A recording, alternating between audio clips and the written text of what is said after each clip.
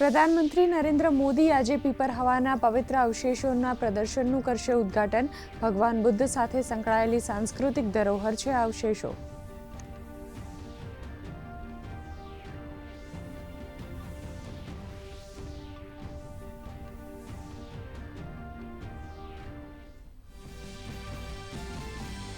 ગૃહમંત્રી અમિત શાહ અંદમાન નિકોબારની 3 દિવસની મુલાકાતે ગૃહ મંત્રાલયની સલાહકાર સમિતિની બેઠકમાં લેશે ભાગ।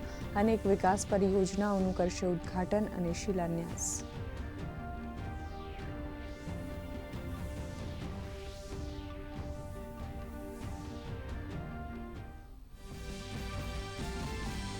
યમનમાં સાઉદી અરેબિયાએ કર્યા હવાઈ હુમલા। યુએઈ સમર્થક દળોના 7 અલગતાવાદી લડાકુઓનું મોત, 20થી વધુ ઘાયલ। વિસ્તારમાં સર્જાયો મોટી અથડામણનો ખતરો।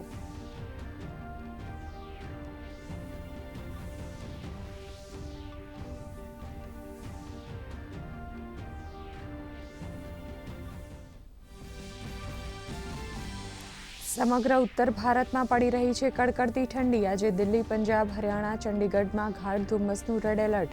હિમાચલમાં હિમવર્ષાની શક્યતા તો ગુજરાતમાં પણ ગગડ્યો ઠંડીનો પારો।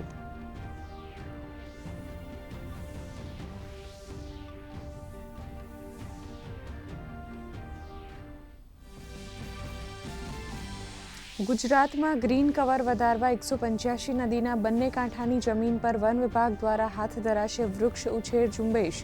વૃક્ષ ઉછેર પહેલા GIS મેપિંગથી જમીનનું સીમાંકન કરીને જમીનની કરાશે ઓળખ। જમીનના રક્ષણ અને જાળવણીની જવાબદારી રહેશે વન વિભાગની।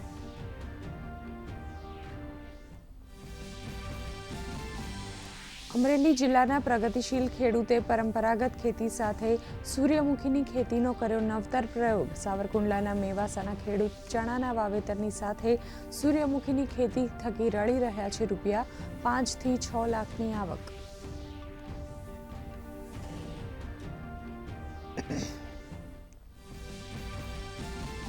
આજે પોષ પૂર્ણિમા। ઉત્તર પ્રદેશના પ્રયાગરાજમાં 40 દિવસીય માઘ મેળાનું કરાયું આયોજન।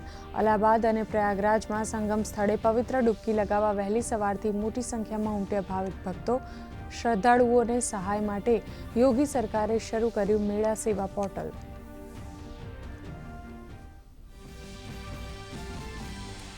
ભારતીય મહિલા હોકી ટીમને મળ્યા નવા મુખ્ય કોચ। નેધરલેન્ડના સોરેદ મારીને બીજી વખત કોચ બન્યા તે અગાઉ પ્રથમ કાર્યકાળ દરમિયાન કર્યું હતું ઐતિહાસિક પ્રદર્શન।